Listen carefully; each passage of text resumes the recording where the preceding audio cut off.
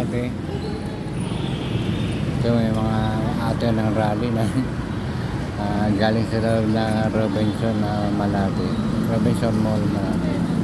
Ito sa Manila. Nagliliwaliw sila. Wala sila sa grandstand. Mamaya pa siguro sila pupunta. Paikot-ikot na muna. Patsyal-patsyal.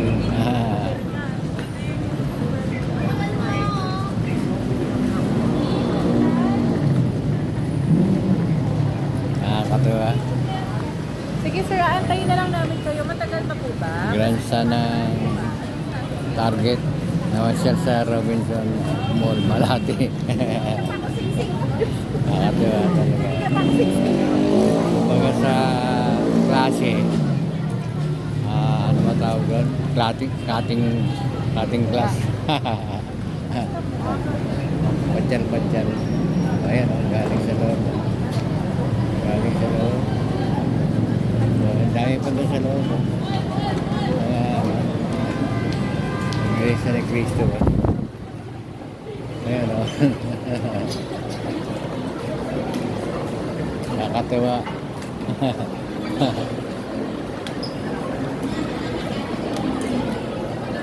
Galing ka na?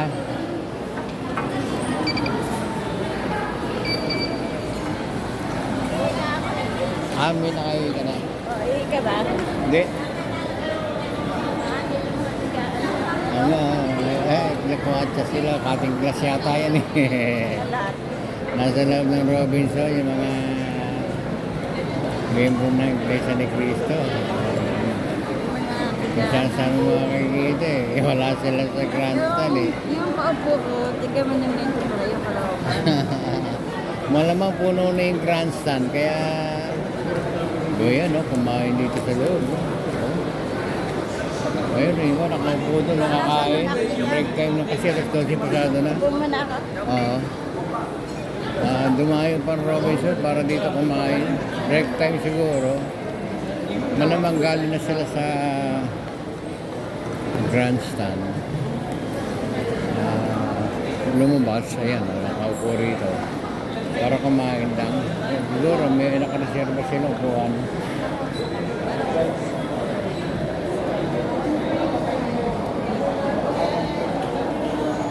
Brad, anong oras yung sa grandstand? Anong oras yung programa? Ano po tayo? Alas 4 pa po. Alas 4. Kaya nagulat ako, nasa Robinson yung pupunta ng grandstand eh. Yung pala, break time. Yung iba po, Ang dami yung iba nakakalap po, ginutom na. Alas 4 pa pala yun? May reserva kayo, Puan? Lumabas lang kayo, nakapasok Wala kayo. kami, hindi na po kami umabot eh. Bakit punong-puno na? Puno na po talaga. punong-puno As of na. ano pa lang po, alas 10, 1.5 million na. Ayun. May dahilan pala kaya nandito kayo. May nagkulang-kulang po kasi lang. Pag Ah, talaga tumawag po ang pamamahala na. kasi tatayo lang kayo doon, papagod kayo. Buti nga walang araw eh. Libre NR po pala. Libre LRT. Sumakay ka LRT? May bus kayo? Galing kayo ng... Anong lugar kayo galing? Anong... Kaloka lang naman din po. Kaloka lang, malapit lang May bahay pala. din po kami dyan, dahil sa may bagong bar lang po kami. Sa may Grace Park. Grace Park, Caloocan. Oo, 1.5 million na kamo. Ang dami. Ano bang talagang pakay ng National Rally? Ano talagang sa palagay mo, ano talagang may pinaglalaban ba ito? Wala. Ano naman po ata, yung utos po ng Pangulo natin, BBM po. Kung ano po yung utos ng BBM, pag bumapawa, nakiusap siya sa ka-Eduardo po namin na pwede ba suportahan niyo po yung gusto ko na huwag na natin impeach nila. Suporta po. Ito, opinion ko lang to, brad, ha? Opinion ko lang to. Kasi kung peace kasi ito eh, peace rally. Parang pinagkakasundo yung nag-aaway, dalawa nag-aaway Ayun dito na po eh. tayo po. Presidente at saka vice. Ngayon, ang ninaano ko, bakit lumahok kayo? Bakit lumahok kayo dito? Hinitay, ang lumapit po ang Pangulo po, inutos po ng Pangulo po sa amin na pinakausapan po Iglesia na pwede ba niyo po akong suportahan. Hindi po kayo mag-iglesia? Hindi po. Ang akin kasi ganito, no, opinion ko to. Opo. Hindi ba kaya ng pamunuan ng INC? Ito para sa akin, tulong ko sa inyo to Opo. ha. Hindi ako, wala Sige tayo, akong wala binabanatan. Hindi ba kaya ng pamunuan ng INC na pagtagpuin na lang yung dalawa? Ano? Tatlo sila mag-uusap, pamunuan ng iglesia, si Sarah at saka si Bongbong. Opo. Tapos. Tapos Ang ano na, kasi hindi na tayo- kayo maghihirap eh. Opo, ang Wala ano kasi- naawa Opo. ako sa inyo eh. Hindi, ang ano naman po kasi tayo, ang ano po kasi sa amin sa pamamahala po namin is, gusto ng pamamahala, parang kaisang diwa niya kami.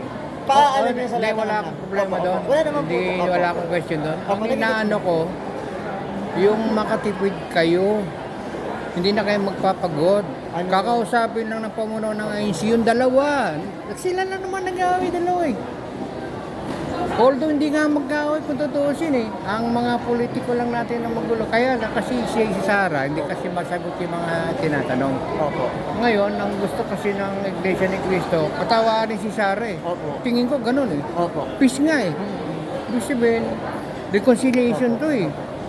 Ang akin naman ganito, assuming na nakalusot sa impeachment si Sara, sana magpakabait naman siya. Huwag siya magmura ng pinuno. Yun yan. Alam niyo bang nakalagay sa Biblia? Suporta natin ang Pangulo. Kasi yun yung binoto ng tao eh.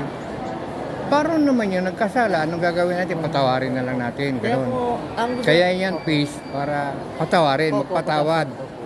Okay, maganda yung layunin, maganda. Kaya lang akin, sana pag napatawad si Sara, bumait naman siya. Oh, yun nga po sana. Huwag na siya magmura. Mga naman tayo ngayon huwag na tayo. Kaya siya po yun tayo, ang magbanta. ano po namin, sa ano po sa rally po namin, sasamahan po namin ng panalangin. Oo. Kahit yun po yung tawag na, kumbaga, panalangin talaga. Oo, kasi peace kasi, Tama po kayo. gusto natin kasi peace. Opo, tama po kayo. Pero uminto na tayo sa ganun. Opo. Tumahimik na tayo. Wala na yung ganun kasi peace nga. Opo. Pag sinabing peace, tahimik Quiet na. na. Wala nang mga batuan, mga salitang. Wala na. Peace. Papanalangin yan tayo mamaya. Oh, maganda, maganda.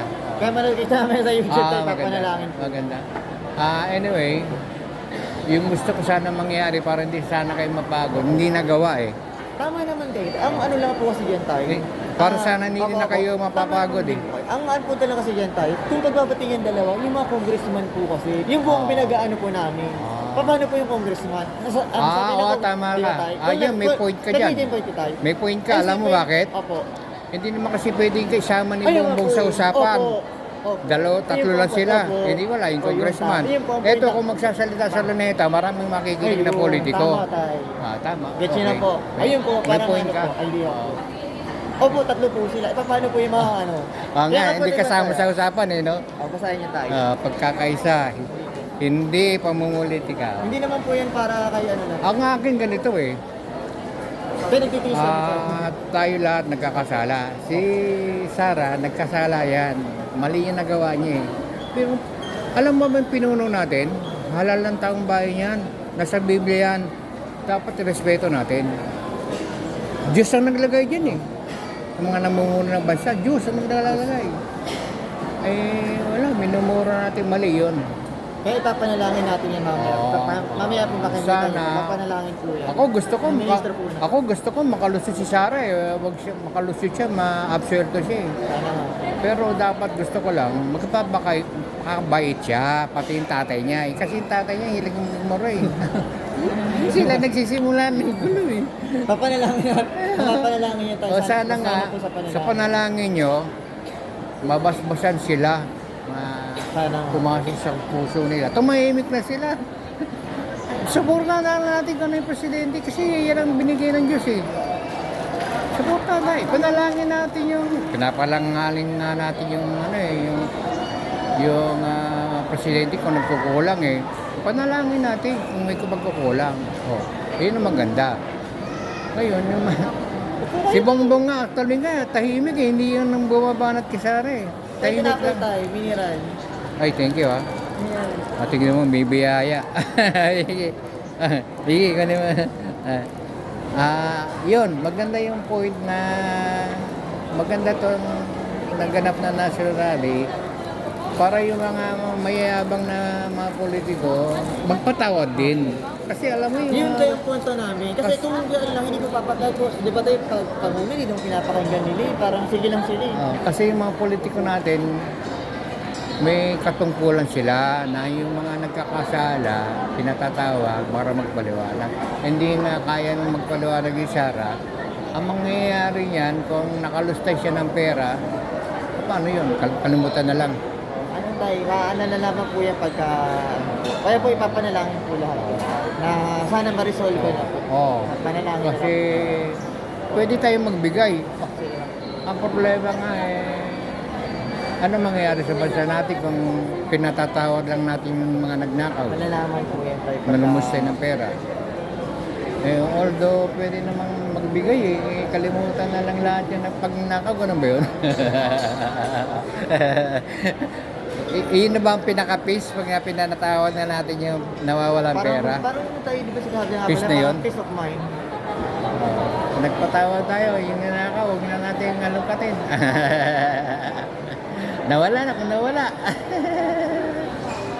Parang ganun, you know? First time lang mangyayari sa history ng Pilipinas, nagpapatawad tayo ng mga nagkasala. Sana, ganun nga mangyayari, sana. Tapos, tahimik na. Palampasin na lang natin. Wala na talagang ganun Kumbaga, yung batas hindi na na-implement. Kasi pagka batas kasi hindi ko alam kung saan matatapos to Yung tayo nag-opinion lang tayong dalawa isang kaya hanggan matatapos to. Saka ano naman tayo, naipasa naman na rin po, na sabi po di ba sa hearing ni VP Sara, naipasa niya, yung tinatanong niyo, pinasa ko na yung sagot sa COA. Sabi niya, ba't kailangan ko pa kayo naipasa na rin po sa COA? Ikaw na po mismo. Oo nga.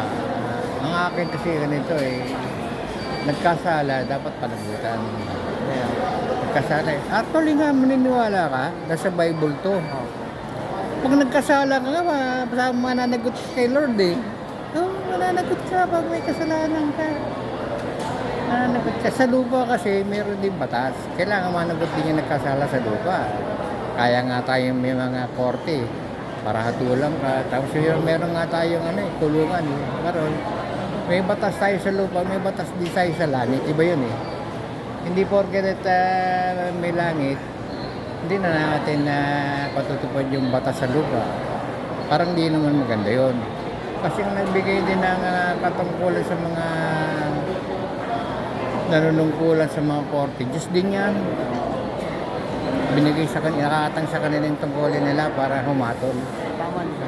Ngayon, ang inaano ko lang dyan, saan kaya ka matatapos to? Hihintay ang kaya po ipapanalangin po na sana matapos na siya ng maayos po. Ang Kasi ang kailangan po natin ay hintay Alam mo, ang hinahangad na lang natin, paano pananagutan ni Sara? Kasi may batas sa'yo Kakalimutan yon paano marami na mangungurap kasi wala palang parusa. Ito mo si Gloria na kulong. Gloria Arroyo, si Erap na kulong.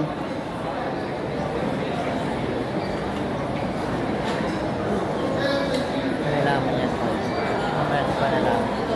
Pwede ba, pwedeng mangyari na mag-resign si Sara? Hindi po kasi ang mag-decide po kasi yun. Pag alam mo, pag natanggal siya, hindi na siya pwede tumakbo kahit na barangay chairman. Pag natanggal siya. Ngayon, kung mag-resign siya, nawala lang sa pwesto. Pero makakatakbo ulit siya sa presidente. Ibig sabihin, yun siguro ang pinakaparusa, mag-resign siya. Kasi hindi na siya habulin, yung mga nawala. Hindi na habulin na kung nag-resign tahimik na. Tahimik na. Kaya malalaman niya lang tayo po saan. After po ng lahat. At ayun ang tulong na lang ng... Ito lang po talaga kagagawa po natin. Ang tulong na lang ng politiko, ma-absuelto siya. Para mas maganda nga ma-absuelto siya. Dalawa lang yan. Kung di Saka nasa kanya naman po yan ma-absuelto, kung gusto niyang bumaba na. maka-absuelto, Siya rin po makakaano. tuloy siya sa 2028, magpakabayad na lang siya. Or, pwede siya mag-resign. Dalawa lang yun. Dalawang Pwede pagpipilian puntahan. po. Pero yung sabihin mo na ang matitira lang problema, paano yung kasalanan niya? yun. Malaking question. Abangan na lang natin tayo. Kung paano mariresolve yun. Abangan na. Sige, thank you, Brad. Sige po. Maraming salamat.